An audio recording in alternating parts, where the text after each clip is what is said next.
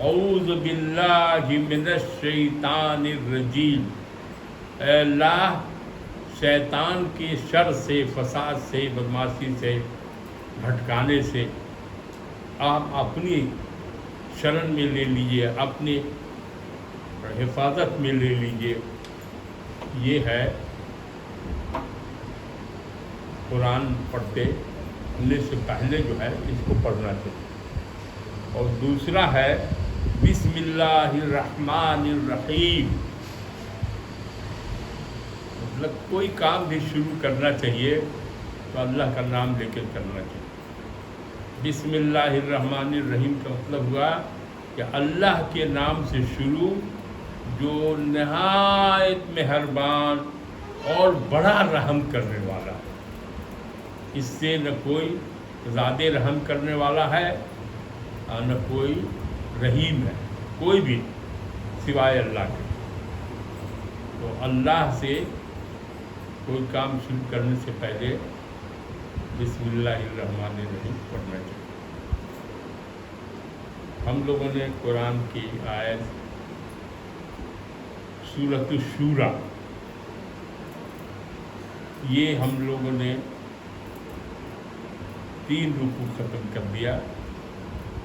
آج چوتھا رکوع جو ہے سورۃ الشورى کا ہم لوگ ابھی تلاوت اور ترجمہ، تفسیر کو سب سنیں گے اللہ کی توفیق سے۔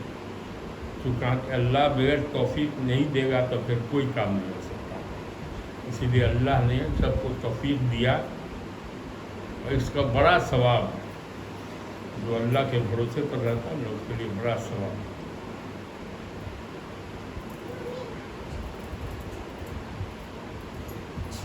وَمَا أَصَابَكُم مِّن مُّصِيبَةٍ فَبِمَا كَسَبَتْ أَيْدِيكُمْ وَيَعْفُو عَن كَثِيرٍ۔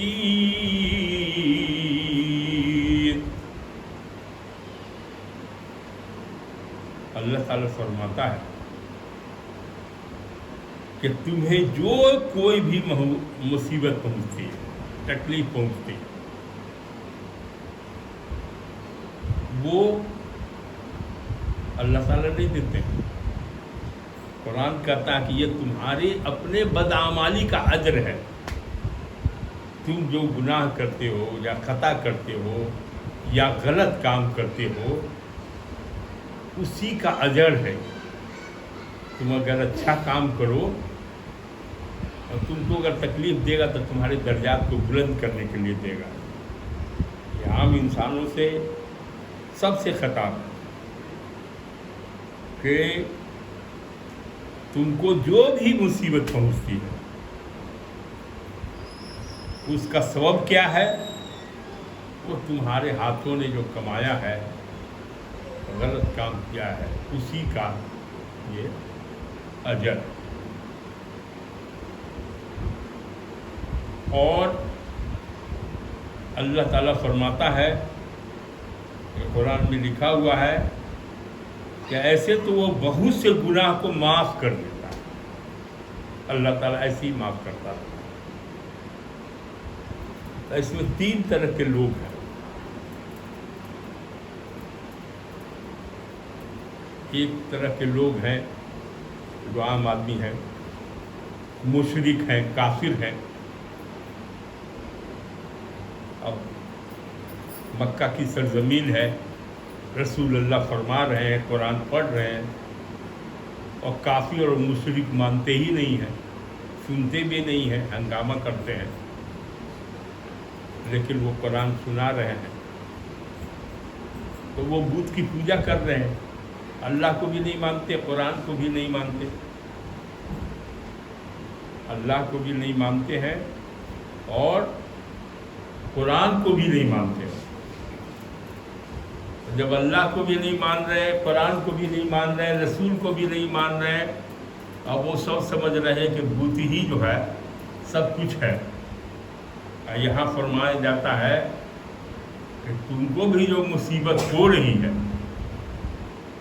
وہ مصیبت اس لیے ہو رہی ہے کہ تم اللہ کو چھوڑ کے اس کے کلام کو نہیں کر کے، رسول کو نہیں مان کے اپنی منمانی کرتے ہو اور خدا کے بدلے بھوتے کو سمجھتے ہو کہ یہی سب کام کر دے گا، اور تم کمزور کو ستاتے ہو، ظلم کرتے ہو، بے ایمانی کرتے ہو، جھوٹ بولتے ہو، غیبت کرتے ہو، غلط کام کرتے ہو، کمزور کو ستاتے ہو، غلط تولتے ہو، مانے سب جو برا کام کرتے ہو تمہارے ہاتھ سے جو کچھ ہو رہا ہے، وہ یہ سب غلط کام جو تمہارا ہے، اپنی جو کرنی ہے، اسی کرنے کی وجہ سے تم کو اسی کا بدلہ ہے کہ تم پر جو ہے مصیبت نازل کی جاتی ہے۔ اب اس کی تفصیل بیان ہوئی ہے، اس میں کئی طرح کے لوگ آئیں گے۔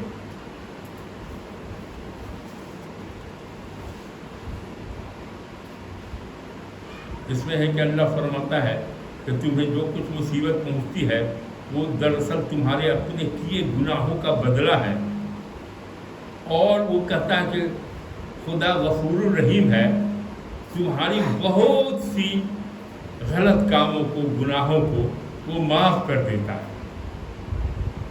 اگر ہر گناہ پر اللہ تعالیٰ پکڑے تو زمین پر چل پھر بھی نہ سکو۔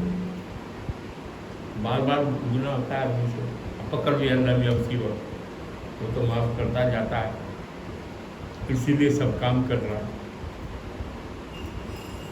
صحیح حدیث میں ہے کہ آپ دو طرح کے لیں، ایک جو اچھے آدمی ہیں، بزرگ ہیں، مومن ہیں، مسلمان ہیں، جو نماز پڑھتے ہیں، روزہ رکھتے ہیں، اور اس کے بعد جو ہے سب کام اچھے کرتے ہیں، اور پھر بھی ان کو تکلیف ہوتی ہے۔ تو کیوں ہوتی ہے تکلیف؟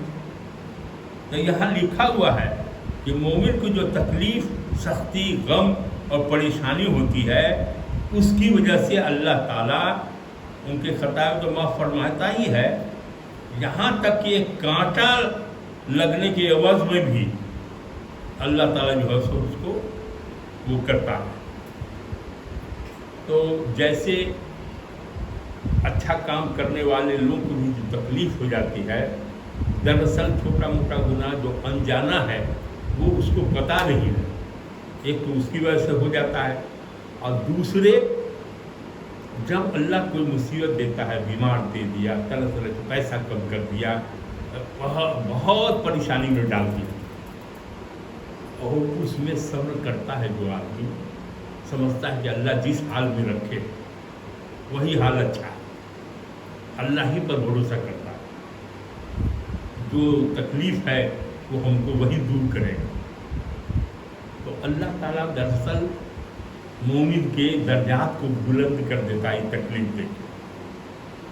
اگر کانٹا بھی چوب جائے تو کوئی خطا ہو گئی ہے تو اس کو معاف کر دیتا ہے، اس کے بدلے اچھا آدمی کو اگر کوئی تکلیف پہنچتی ہے اور مصیبت پہنچتی ہے تو آزمائش ہے وہ، کہ دیکھیں وہ اس میں صبر کرتا ہے یا ہم کو بھول جاتا ہے۔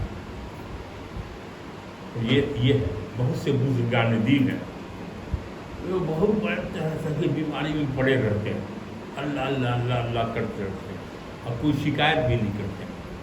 دراصل اللہ ان کے درجات کو بلند کرتا ہے، اس بلند کرنے کے لیے ان کو وہ تکلیف دی جاتی ہے۔ یہ ہے پوزیشن۔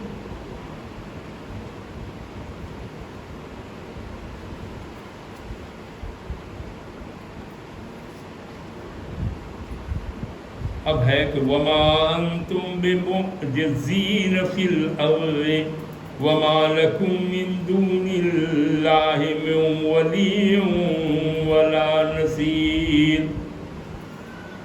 اور کافروں سے کہا جا رہا ہے، مشرکوں سے کہا جا رہا ہے کہ تم زمین میں اللہ تعالیٰ کو عاجز کرنے والے نہیں ہو، زمین بھی اسی کا، آسمان بھی اسی کا، سارا طاقت اسی کے پاس، قادر مطلق وہی، سب کچھ وہی، اور تمہارا یہ جو بت ہے وہ کوئی فائدہ تم کو نہیں پہنچاتا، اب پہنچا بھی نہیں سکتا۔ اس سے معافی مانگو یا اس سے کچھ کرو تو اس سے کچھ نہیں ہوتا، سب پاور اللہ ہی میں، اور تم اللہ کو عاجز نہیں کر سکتے دنیا، اور اللہ کے سوا تمہارے لیے نہ کوئی کارساز ہے اور نہ کوئی مددگار۔ مجھ سے کہا جا رہا تھا، کافروں سے کہا جا رہا ہے کہ تم کس کی عبادت کر رہے ہو؟ سوائے اللہ کے وہی کارساز ہے، وہی پانی برساتا ہے، وہی روزی دیتا ہے، وہی تکلیف، وہی سب کچھ کرتا ہے، اور تم سمجھتے ہو کہ یہ خود کر رہا ہے۔ تو یہ کوئی مددگار تمہارا نہیں ہے، اور نہ یہ کوئی کارساز ہے۔ کارساز صرف اللہ تعالیٰ ہے، حقیقی کارساز اللہ ہی تعالیٰ ہے، یہ کہا جا رہا ہے۔ ان کے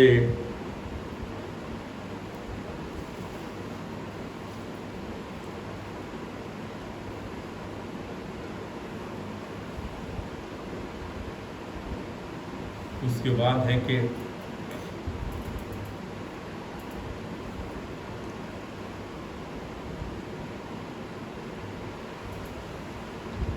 اللہ تعالیٰ وَمِنْ آيَاتِهِ الْجَوَارِ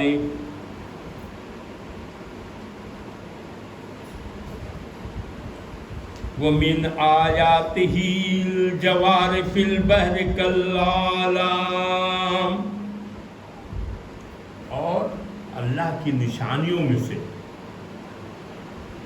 سمندر میں جہاز چل رہا تھا برابر۔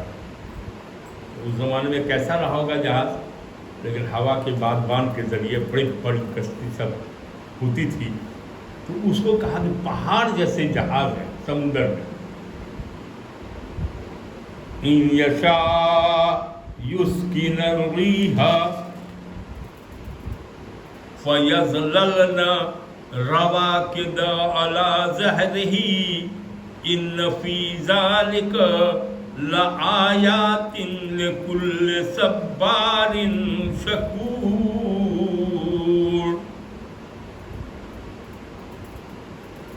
أَوْ يُوبِقْهُنَّ بِمَا كَسَبُوا وَيَعْفُو عَنْ كَثِيرٍ۔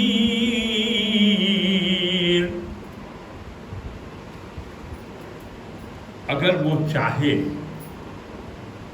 ایک تو ہے سمندر میں پہاڑ کے جیسا ہے یہ جہاز، اللہ اگر چاہے تو ہوا کو ساکن کر دے، ٹھہرا دے، آگے نہیں چلے۔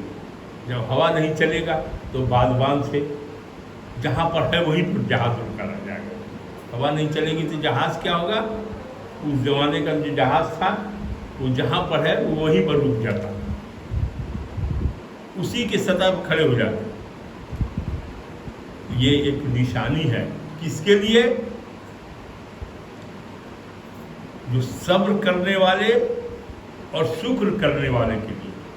اب سمندر میں آدمی ہے اور وہ کشتی پر سوار ہے، جس کو کہا گیا جہاز پہاڑ کے جیسے، اور وہ ہوے بند ہو جائے تو وہیں رک جائے گا۔ اب صبر اور شکر دو چیز یہاں دیا گیا۔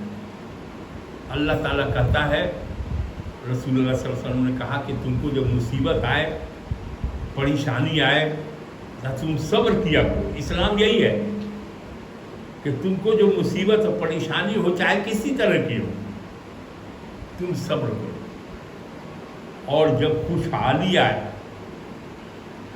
ہر چیز کی خوشحالی آئے تم کو، تب اللہ کا شکر ادا کرو۔ ایسا نہیں کہ آ گیا تو گھمنڈ میں چوڑ ہے، لوگوں کو ستا رہے ہیں، زمین پر پاؤں ہی نہیں ہے، طرح طرح کا کرتا ہے۔ نہیں، اسلام منع کرتا ہے، اور کہتا ہے کہ جب تم کو مصیبت آئے، پریشانی آئے، تو تم صبر کیا کرو۔ تو جو صبر نہیں کرتے، اللہ پر بھروسہ نہیں کرتے، ان کا حال برا ہے۔ تو یہ ان لوگوں سے کہا جاتا ہے کہ اب یہ جو جہاز ہے وہ کنارے لگے ہی کیسے؟ اگر اللہ چاہے تو یہ جو گنہگار لوگ ہیں ان کے اعمال کے سبب ان کو ہلاک کر دے، ڈبو دے اسی میں، یا اس میں بہت اچھے لوگ بھی ہوں گے اس کو اس کی وجہ سے معاف بھی کر دے۔ تو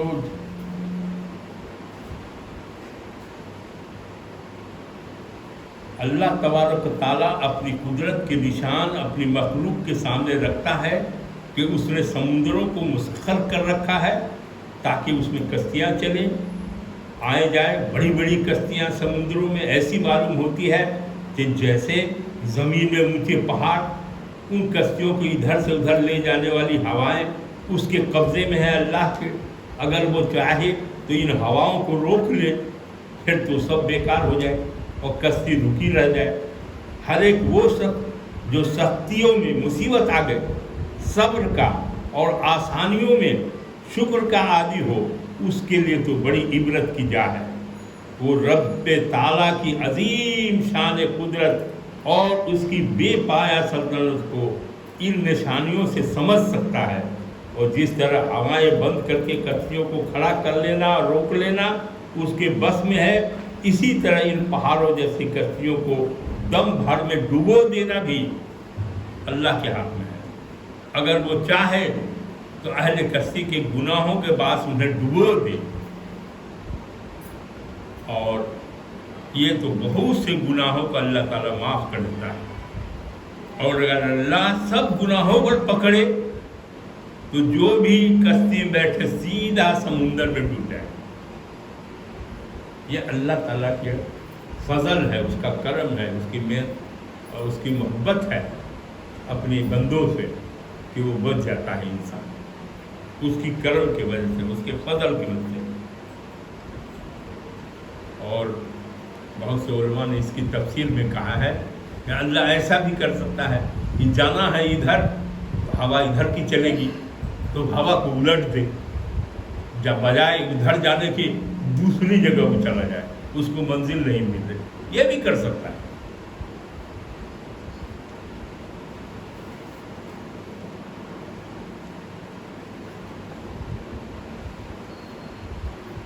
اس کے بعد ہے وَيَعْلَمَ الَّذِينَ يُجَادِلُونَ فِي آيَاتِنَا مَا لَهُم مِّن مَّحِيصٍ۔ کہا کہ جان لے، سارے انسانوں کو کہا کہ جان لے وہ لوگ جو ہماری آیات میں جھگڑتے ہیں۔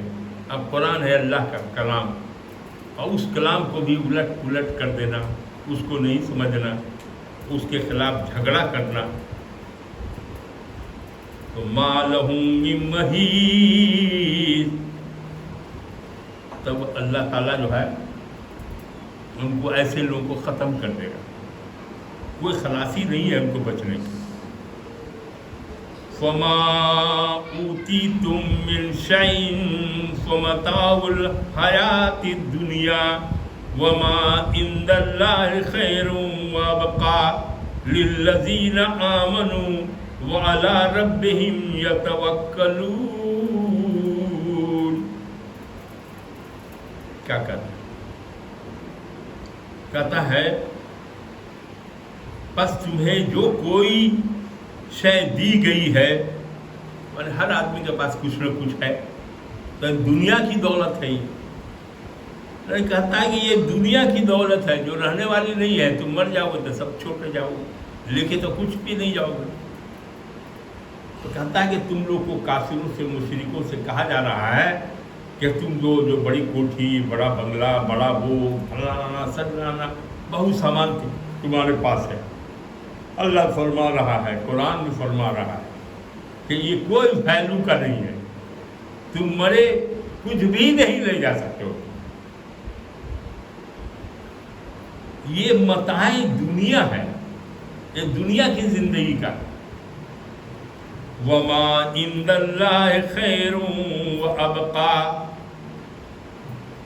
وہ بہتر اور ہمیشہ باقی رہنے والا ہے جو اللہ کے پاس ہے، یعنی آخرت انسان کا ہوگا تو وہاں جنت ملے گا، جہنم ملے گا، سب طرح کی چیز ملیں گی، تو جن کو جہنم ہو جائے گا تو اس کو تو سزا ملے گی، اور جن کو جنت ملے گا، انعام ملے گا اچھے کام کے کرنے کا، صبر کرنے کا، شکر کرنے کا، اللہ کے رسول نے جو راستہ بتایا اس راستے پر چلنے کا، اللہ کا جو حکم ہے اس کو ماننے کا، کسی کو نہیں ستانے کا، نہ ظلم کرنے کا، نہ جھوٹ بولنے کا، نہ بے ایمانی کرنے کا، نہ حرام کھانے کا، یہ سب نہیں، اچھے راستے پر چلنے کا، تو اس کو جنت ہوگی۔ اب جنت ہوگی تو اللہ کے پاس تو سب کچھ ہے وہاں، تو کہا گیا کہ تمہارے پاس جو کچھ ہے وہ ہمیشہ رہنے والا نہیں ہے، تم مرے گیا، یا پھر قیامت آئی تو دنیا سب مریا مل، جتنا جس کا ہے سب ختم، اور باقی کیا رہے گی؟ اللہ کی ذات رہے گی، اور قیامت کے بعد جو ہے جنت جہنم یہ سب باقی رہے گا، اس میں ہمیشہ رہے گا۔ تو کہا کہ فکر آخرت نہیں ہے، اب دنیا میں ہائے ہائے کیے جانا، جو رہنے والا نہیں ہے، اور جو دولت ہے وہ بھی ناپائیدار ہے، لیکن اللہ کے پاس جو ہے وہ ہمیشہ رہنے والا ہے، آخرت والا ہے۔ یہ اس میں کہا گیا۔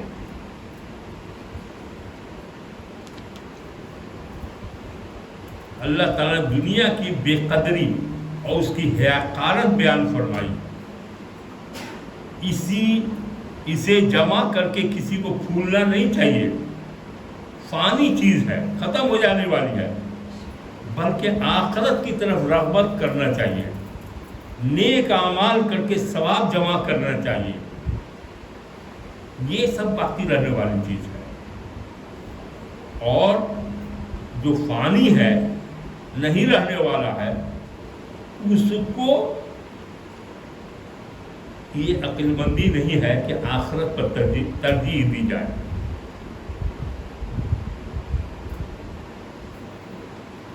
اب اس ثواب کے حاصل کرنے کے طریقے بتلائے جاتے ہیں کہ ایمان مضبوط ہو تاکہ دنیاوی لذتوں کے ترک پر صبر ہو سکے، خدا پر کامل بھروسہ ہو،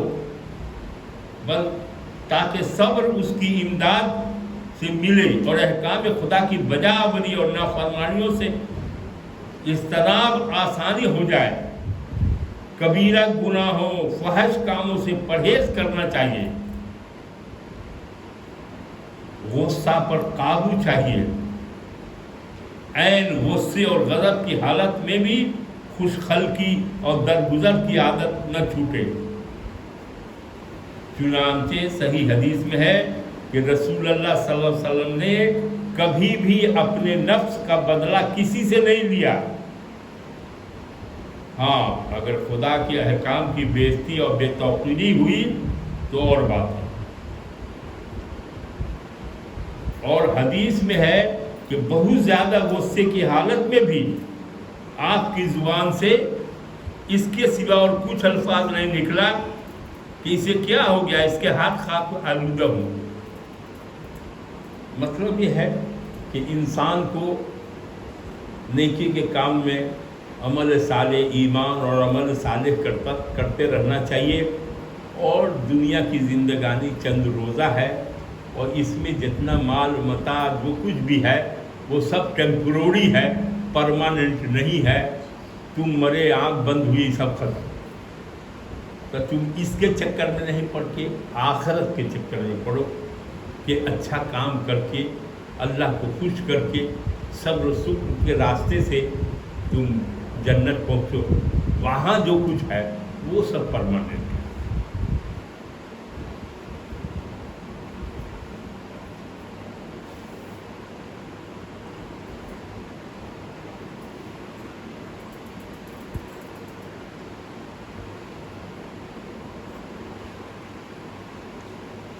والذین استجابوا لربهم وأقاموا الصلاة وأمرهم شورى بينهم ومما رزقناهم ينفقون۔ یہ ہے کہ جن لوگوں نے اسلام قبول کیا یا اپنے رب کا فرمان اور انہوں نے نماز قائم کی، ہر جگہ قرآن میں نماز کا ذکر آتا ہے، تو نماز کبھی چھوڑنا نہیں چاہیے، نماز ہی سے اللہ سے تعلق بڑھے گا۔ جب آدمی سجدہ کرتا ہے وسجد واقترب، سجدہ کر اللہ کے قریب ہو جا، تو نماز کو ہر آدمی کو پڑھنا چاہیے، اس کو چھوڑنا نہیں چاہیے۔ تو یہ کہہ رہا ہے کہ اپنے رب کا فرمان جس کو ملا ہوا ہے، اسلام پکڑے ہوا ہے، تو اسلام کا راستہ ہے، تو اس کو چاہیے کہ نماز کو قائم کرے۔ نماز قائم کا مطلب ہے کہ پوری طرح سے نماز رکوع کرتے ہیں، سجدہ کریں، اچھے سے سجدہ کرنا چاہیے، اچھے سے رکوع، ہڑبڑ نہیں کرنا چاہیے۔ یہ سوچنا چاہیے کہ ہم اللہ کو نہیں دیکھ رہے ہیں لیکن اللہ ہم کو دیکھ رہا ہے۔ جب اللہ دیکھ رہا ہے تو ہم اچھے سے تو نماز پڑھیں۔ اور کہتا ہے کہ ان کا کام باہم مشوروں پر مبنی ہوتا ہے۔ کیا ہے کہ ایک چیز آ گئی کہ مسلمانوں کے لیے، اسلام جو لانے والے ہیں ان کے لیے، ان کو کہا گیا کہ آپ جو کوئی کام کر لیجئے تو مشورہ کر لیجئے آپس میں۔ اب کیا ہے شورا، وہ ہم بتاتے ہیں شورا کیا ہے۔ اب 10 آدمی یہاں پر ہے، آپ اس سے ہم مشورہ کر لیں تو یہ شورا کا لائے، اکیلے اپنے من کی کریں تو وہ شورا نہیں۔ تو اسلام اپنے ہی من کی کرنے کا نہیں کرتا، کہتا ہے کہ شورا کرو۔ اب شورا کیسے ہونا چاہیے، کس کے ساتھ ہونا چاہیے، کب ہونا چاہیے، اس کا ڈیٹیلز علماء نے اور اکابرین نے، مفسرین نے کیا ہے، اور اتنا ڈیٹیلز تو نہیں ہے لیکن تھوڑا سا اس کو جاننا چاہیے۔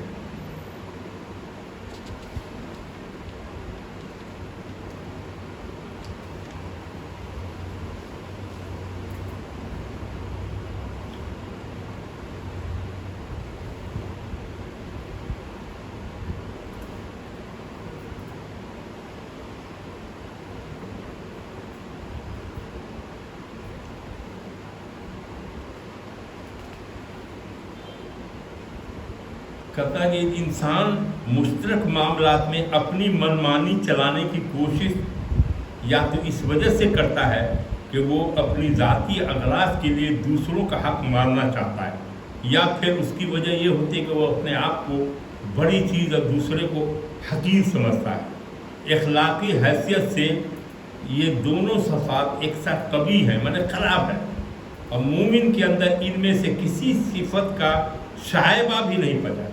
جو مومن ہے، سچا مسلمان ہے، جو اللہ کے راستے پر چل رہا ہے، رسول کے بتائے راستے پر چل رہا ہے، وہ مومن کہلاتا ہے۔ جو اس میں گڑبڑ کر رہا ہے وہی نام کا مسلمان ہے، کام کا مسلمان نہیں ہے۔ اور اس میں کہتا ہے کہ جو اچھا سچا مومن ہے اس میں یہ برائی نہیں ہے کہ جو من میں آئے گا سو کر دے گا یا اپنے فائدے کا کر دے گا۔ یہ سب جو کرے گا مشترک بات ہے تو سب کے رائے سے کرنا چاہیے اور سب کے پسند کی بات کو کرنا چاہیے۔ دوسروں کے حقوق پر دست درازی کر کے خود ناجائز فائدہ اٹھانا چاہیے، ایسا نہیں کرے گا، نہ خود غرض ہوگا، نہ وہ متکبر ہوگا، مانے گھمنڈی نہیں ہوگا، اور خود پسند ہوتا ہے کہ اپنے آپ ہی کو اپنے کل عالم۔ اور کچھ وہ لوگ ہوتے ہیں، اب شورا کرنے سے ہے، شورا کرتے ہیں کہ 10 20 اور جتنی بھی تعداد ہو تو اس میں سے بھی چن لیا جاتا ہے اور تب اس سے مشورہ کیا جاتا ہے۔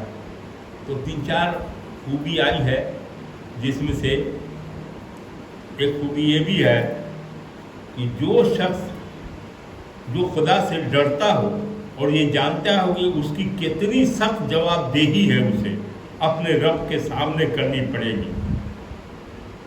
اور یہ جو ہم بیٹھے ہیں فیصلہ لینے کے لیے، تو اس میں جو ہے خدا سے بے خوف اور آخرت سے بے فکر ہو کے نہیں، بلکہ اللہ کو حاضر و ناظر جان کے ایمانداری کے ساتھ مشورہ دینا چاہیے، سمجھے۔ اور تیسری وجہ یہ ہے، جو وجہ اس میں ہے کہ اسلام میں اخلاق کی تعلیم ہے. اسلامی طرز زندگی یہ چاہتا ہے کہ مشاورت کا اصول ہر چھوٹے بڑے اجتماعی معاملے میں بڑھتا جائے. گھر کے معاملات ہوں تو ان میں میاں بیوی باہم مشورے سے کام کریں، اور بچے جب جوان ہو جائیں تو انہیں بھی شریک مشورہ کیا جائے. خاندان کے معاملات ہوں تو ان میں کنبے کے سب عاقل بالغ افراد کی رائے دی جائے. ایک قبیلے یا برادری یا بستی کے معاملات ہوں اور سب لوگوں کا شریک مشورہ ہونا ممکن نہ ہو تو ان کا فیصلہ کوئی ایسی پنچایت یا مجلس کرے جس میں کسی متفق علیہ طریقے سے مطابق تمام متعلق لوگوں کے نمائندے اس میں شریک ہوں.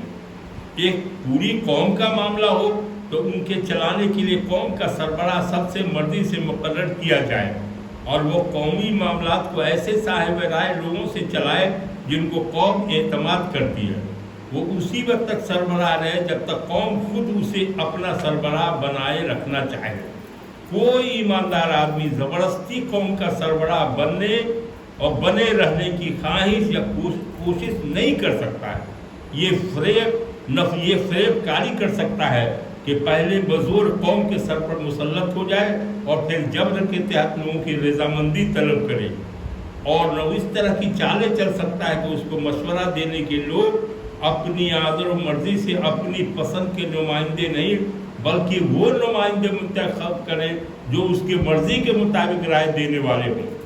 ایسی ہر خواہش صرف اس نفس میں پیدا ہوتی ہے جو نیت کی خرابی سے ملوث ہو، اور اس خواہش کے ساتھ امرہم شورا بینہم کی ظاہری شکل بنانے اور اس کی حقیقت غائب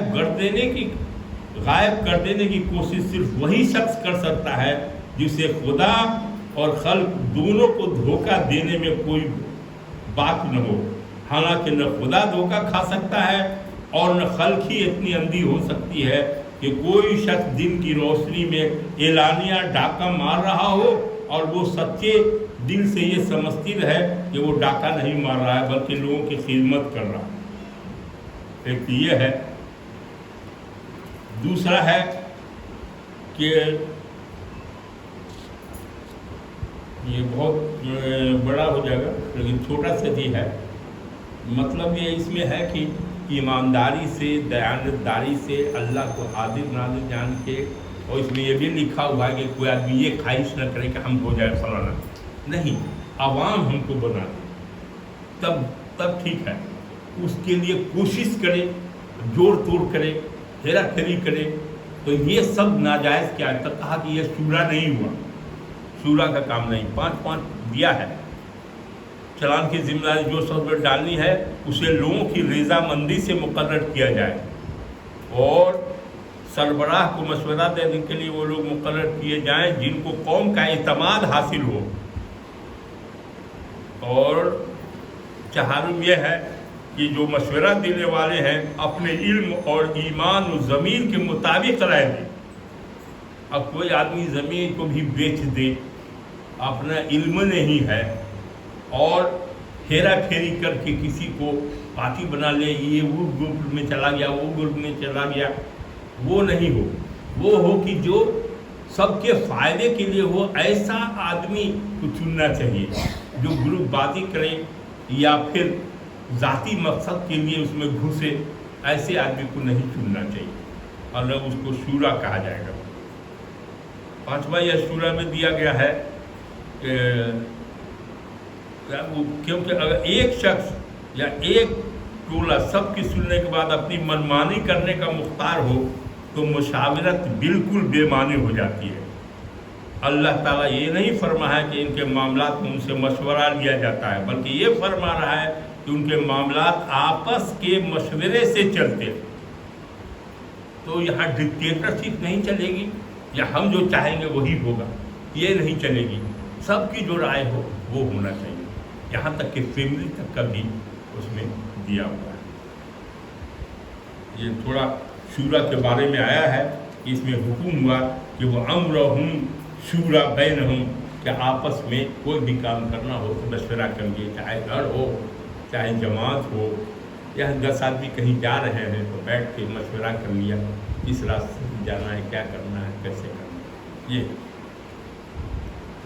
والذین اذا اصابهم البغی هم ینتصرون، اور جو لوگ ایسے ہیں کہ جب ان پر کوئی ظلم اور تعدی پہنچے تو وہ بدلہ لیتے ہیں.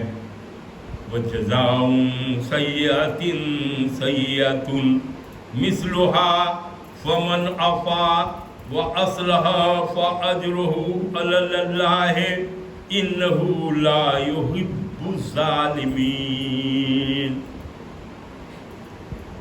کہتا ہے کہ جو لوگ ایسے ہیں کہ جب ان پر کوئی ظلم پہنچے تو وہ بدلہ لیتے ہیں ظلم کا، لیکن قرآن کہتا ہے کہ برائی کا بدلہ اسی جیسی برائی ہے. اب ایک تھپڑ مارا اس نے، آپ 50 تھپڑ مار دیا تو بدلہ نہیں ہوا، وہ ذاتی ہو گئی. تو ذاتی کرنے، ظلم نہیں کرنے کا.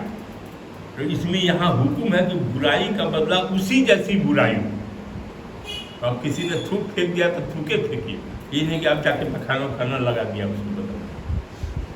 جتنا کیا ہے اتنا ہی بدلہ لیجیے. لیکن آگے لکھا ہوا ہے فمن عفا واصلح فاجرہ علی اللہ انہ لا یحب الظالمین. کہا سو جس نے معاف کر دیا، کہا کہ بدلہ نہیں لے اور معاف کر دے تو اللہ کے ہاں سب سے اچھا یہی ہے کہ صاحب اس نے تکلیف دیا لیکن اس تکلیف کو سہ لیا، اس کو معافی دے دیا. تو یہ درجہ سب سے بہتر ہے. اور جب کوئی آدمی معاف کر دے گا تب اس کا اجر اللہ کے ہاں اس کو ملے گا، کیونکہ اللہ ایسے لوگ پسند کرتا ہے، لیکن جو ظلم کرتے ہیں ظالم کو وہ پسند نہیں کرتا ہے. انہ لا یحب الظالمین، ظالم کو پسند نہیں کرتا ہے. تو اللہ تعالیٰ جو ہے بدلہ لینے کا، رسول اللہ صلی اللہ علیہ وسلم نے اپنی زندگی میں بدلہ نہیں لیا. اس میں ایک واقعہ مسند احمد میں ہے، حدیث میں، کہ ایک شخص نے حضرت ابوبکر صدیق رضی اللہ عنہ کو برا بھلا کہنا شروع کیا. حضور صلی اللہ علیہ وسلم بھی وہیں تشریف فرما تھے. آپ مسکرانے لگے. حضرت صدیق خاموش تھے، ادھر وہ گالی دے دیے چلا جا رہا تھا. لیکن جب بہت اس نے گالیاں دی تو آپ نے بھی باس کا جواب دیا. اس پر حضور صلی اللہ علیہ وسلم ناراض ہو کر وہاں سے چل دیے. حضرت ابو بکر رضی اللہ سے رہا نہیں گیا، آپ کے خدمت میں حاضر ہوئے. عرض کیا یا رسول اللہ، وہ مجھے برا کہتا رہا تو آپ بیٹھے رہے، سنتے رہے، اور جب میں نے اس کی 2-1 باتوں کا جواب دیا تو آپ ناراضی سے اٹھ چلے. رسول اللہ صلی اللہ علیہ وسلم نے فرمایا سنو، جب تک تم خاموش تھے فرشتہ تمہاری طرف سے جواب دیتا تھا. جب تم آپ بولے تو فرشتہ ہٹ گیا اور شیطان بیچ میں آ گیا. پھر بھلا میں شیطان کی موجودگی میں کیسے بیٹھا رہتا؟ پھر فرمایا سنو ابو بکر، 3 چیزیں بالکل برحق ہیں.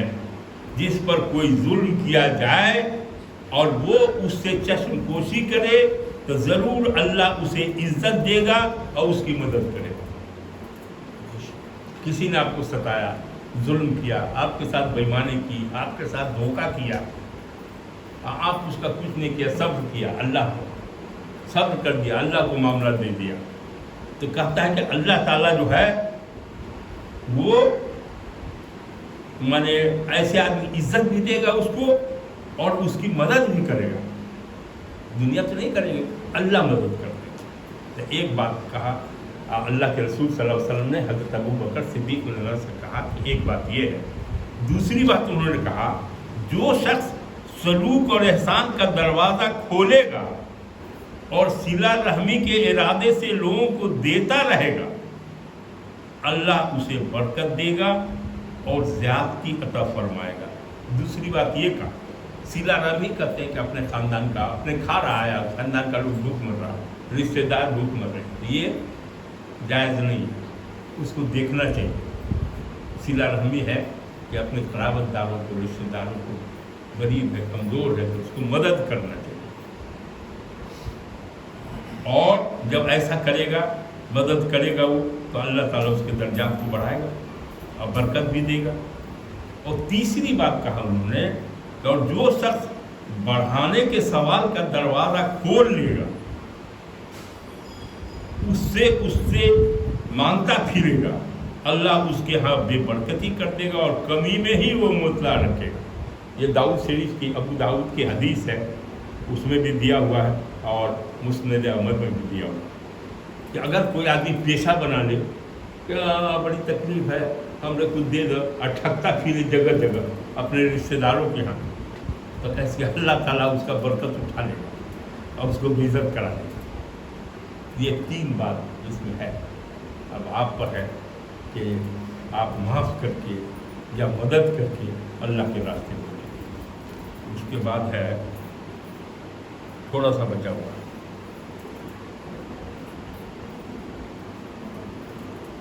وَلَمِنْ مَنِ اسْتَأْثَرَ بَعْدَ ظُلْمِهِ فَأُولَئِكَ مَا عَلَيْهِمْ مِنْ سَبِيلٍ۔ اور البتہ جس نے بدلہ لیا اپنے اوپر ظلم کے بعد، سو یہ لوگ ہیں جن پر کوئی راہ الزام نہیں۔ اب اس میں کہتے ہیں کہ بھائی آپ کوئی آدمی ظلم کر رہا ہے آپ پر اور طاقت ہے آپ کو، آپ صبر کیے ہوئے جا رہے ہیں، لیکن آپ کے صبر کرنے سے اس کا ظلم بڑھ رہا ہے، تب حکم ہے کہ آپ بدل لیجیے۔ ایسے لوگوں سے اب جس کی عادت پڑ گئی ہے آپ کو ستانے کی، اور اگر آپ چھوڑتے چلے جا رہے ہیں تو یہ بھی ٹھیک نہیں، تو اس ظلم کا اس سے بدلہ لینے کا حکم ہے کہ آپ اس کو لیجیے۔ اس میں حدیث ہے، تو بہت لمبی ہو جائے گی لیکن اس میں ہے۔ اس کے بعد ہے انما السبیل علی الذین یظلمون الناس ویبغون فی الارض بغیر الحق۔ الزام ان پر ہے کہ لوگوں پر ظلم کرتے ہیں اور زمین میں ناحق فساد مچاتے ہیں، یہی لوگ ہیں جن کے لیے دردناک عذاب ہے۔ اب کوئی آدمی ہے جو لوگوں پر ستاتا رہتا ہے، ظلم کرتا رہتا ہے، اس کی زندگی ایسی ہے، تو اللہ تعالیٰ کہتا ہے کہ ایسا جو آدمی ہے جو ناحق فساد مچاتا رہتا ہے، اس کے لیے دردناک عذاب، اس کے لیے کیا ہوگا؟ دردناک عذاب۔ یہ اللہ کی طرف سے ہے۔ وَلَمَنْ صَبَرَ وَغَفَرَ إِنَّ ذَلِكَ لَمِنْ عَزْمِ الْأُمُورِ۔ اب اس کہتا ہے کہ البتہ جس نے صبر کیا اور معاف کر دیا تو بے شک یہ بڑی ہمت کے کاموں میں سے۔ یہ بڑا کلیجہ چاہیے کہ کوئی آدمی ستا رہا ہے اور وہ اس کو معافی دیے چلا جا رہا ہے۔ یہ اللہ تعالیٰ کا کہہ رہا ہے کہ جو صبر بھی کر رہا ہے اس کو معافی بھی دیے جا رہا ہے، تو کہا کہ یہ تو بہت بڑی ہمت کا کام ہے۔ ایسے لوگوں کو اللہ درجات دے گا، بلند کرے گا۔ یہاں ختم ہو گیا رکن نمبر 4 ہم لوگوں نے آج سے۔ اب درود شریف اللہم صلی علی سیدنا مولانا محمد وعلی آل محمد کما صلیت علی ابراہیم وعلی آل ابراہیم انک حمید مجید۔ اللہم بارک علی محمد وعلی آل محمد کما بارکت علی ابراہیم وعلی آل ابراہیم انک حمید مجید۔ یا اللہ، آپ کے فضل و کرم سے، آپ کی توفیق سے آپ نے جو موقع دیا کہ اس مجلس میں جتنے لوگ بیٹھے ہیں سب خوش نصیب ہے کہ یہ اللہ کے کلام کو سنیں اور سمجھے، اور اللہ توفیق دیجیے کہ اس پر یہ لوگ عمل بھی کریں، اور اللہ قرآن کو سمجھنے کی، اس کو پڑھنے کی، اس پر عمل کرنے کی ہر مسلمان کو توفیق دیجیے۔ جن گھروں میں قرآن کی آواز نہیں آ رہی ہے، گانے کی آواز آ رہی ہے، اس گھر سے اے اللہ ان کو توفیق دیجیے یہ قرآن کی آواز۔ اے اللہ جو کچھ بھی ہم لوگوں نے پڑھا اس میں اگر کوئی خامی رہ گئی ہو، اپنے فضل و کرم سے اس کو معاف کر کے اسے قبول کر لیجیے، اور اس کا ثواب سرکار دو عالم صلی اللہ علیہ وسلم کو بخش دیجیے، ان کی آل کو، ان کے ازواج کو، ان کے اصحاب کو، جتنا ائمہ صلحاء ہے، جتنے بزرگان دین ہیں، جتنا مومن مومنات ہیں، اور جتنا یہاں بیٹھے ہوئے لوگ ہیں، سب کے خانوادے کو، ان کے خانوادے کو، ان کے خانوادے کو، سب کو اللہ بخش دیجیے، اور جن کی جو حیات سے ہیں ان کی نیک تمناؤں کو اللہ قبول کر لیجیے، ان کو نماز پڑھنے کی توفیق دیجیے، ان کو نیک کام کرنے کی توفیق دیجیے، اور برائیوں سے بچا لیجیے، جھوٹ، غیبت، بے ایمانی، دھوکہ دڑی، اس سب سے بچا لیجیے، اور اچھائی کا راستہ دکھائیے، سیئات کو مٹا دیجیے اور حسنات کو پھیلا دیجیے۔ اے اللہ روزی حلال عطا کیجیے، حرام روزی سے ایک کپڑا پہن کے جو نماز پڑھے گا تو اس کی نماز قبول نہیں ہوگی، کچھ بھی کام کرے گا، دعا مانگے گا، دعا بھی قبول نہیں ہوگی۔ اے اللہ روزی حلال دیجیے اور سچ بولنے کی توفیق دیجیے۔ یا اللہ ہر طرح کی برائی سے دور فرما دیجیے، اللہ علم کی روشنی دیجیے، علم نافع عطا کیجیے۔ جو بچے امتحان دے رہے ہیں اللہ ان کی توفیق دیجیے کہ ان کا امتحان کامیابی کی منزل کو، خوب محنت کریں، پڑھیں اور اللہ پر بھروسہ کریں، نماز پڑھیں، اللہ کی برکت ہوگی۔ اور جو لوگ سروس میں چلے گئے ہیں ان کو بھی توفیق نماز کی دیجیے اور اپنے کام کی بھی دیجیے، اور صحیح راستے کو نکلیے۔ ربنا آتنا فی الدنیا حسنۃ وفی الآخرۃ حسنۃ۔ اے اللہ دنیا چند روزہ ہے اور اس میں آخرت کی کھیتی کرنے کا حکم ہے۔ اے اللہ سب کو توفیق دیجیے کہ وہ آخرت کی طرف راغب ہوں اور دین کے راستے پر صحیح چلنے کی توفیق عطا کیجیے۔ سبحان ربک رب العزت عما یصفون وسلام علی المرسلین والحمد للہ رب العالمین۔ حق لا الہ الا اللہ۔